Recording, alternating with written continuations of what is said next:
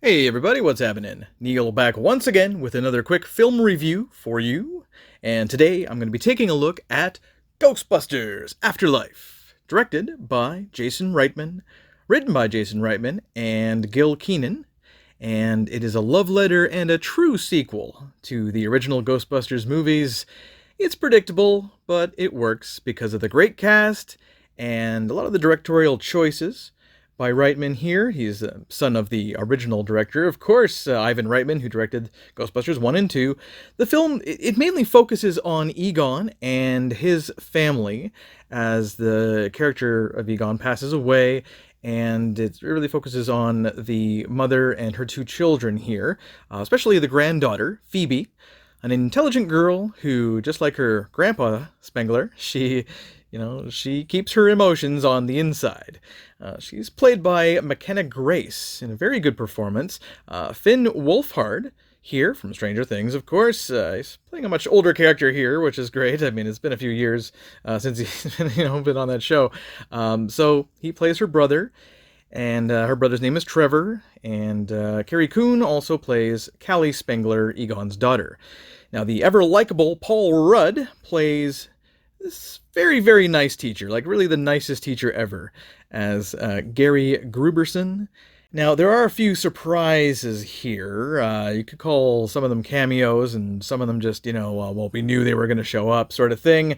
But I'm not going to spoil anything. This is a spoiler-free review, of course, although I must say it's very difficult to avoid spoilers if you're on social media, especially YouTube these days, so watch out! It's an amazing performance from everyone in this movie. There is one non-surprise, and that is, of course, Dan Aykroyd. We hear his voice in the trailers, so he's in there.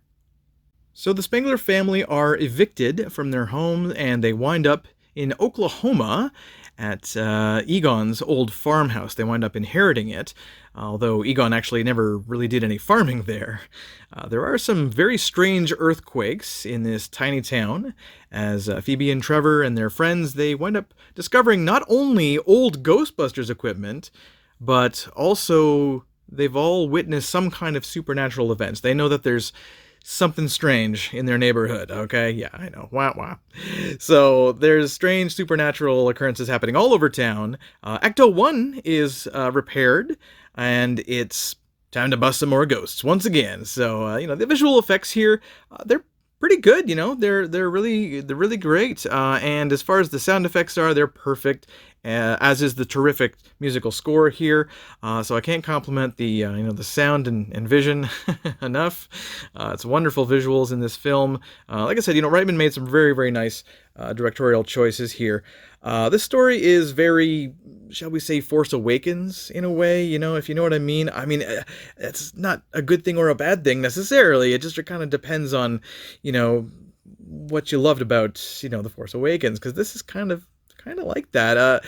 It does have that reunion special kind of feeling here. But of course, nostalgia sells, right? And they sell it well. In this film, which I assume is now considered by many to be, Ghostbusters 3, although I really think the 2009 video game set in 1991, that was really more like a third film, screenplay-wise. Alright, let's get on to some criticisms here now. So, Ghostbusters Afterlife is really just a love letter to the original and to Harold Ramis, and what's wrong with that, right? Well, some audiences, they may be looking for more story here, a little bit more creativity with less predictability, but it charms people. The audience that I saw it with, they laughed, and some people cried at times, so, it worked. It worked on me, too, thanks to a game cast, and really a wonderful emotional climax to the film that it really will be sure to please fans who were there back in '84, like myself, for the original. But it's, it's just in terms of the screenplay, like I said, it is very kind of like, well, we kind of figured that was going to happen. Okay, we knew that was going to happen. So no real surprises story-wise, unfortunately. That's really the only criticism I can give it. But it really does work. It's magic, and, it works. Its emotional reactions on the audience are quite genuine. So they did a really, really good job executing this film. So despite the lack of originality, the film does charm and hit that nostalgia button, while showing respect to the original script by Aykroyd and Ramis. So I'm going to give Ghostbusters Afterlife an 8 out of 10. It is a crowd pleaser. I think a lot of people are going to like it.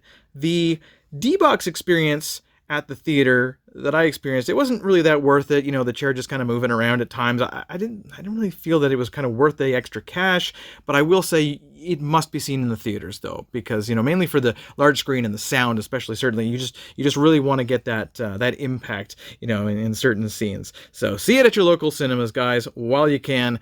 That's all for me. This is Neil signing off, and I can't say enough about how much I appreciate you guys listening to these film reviews, TV show reviews. I got a lot more TV show reviews coming. I think I'm going to take a break from film reviews and move on to some TV shows that I want to check out and talk about. So thanks again, guys, for tuning in to this quick review. This is Neil, and hope you all have a great one. Peace.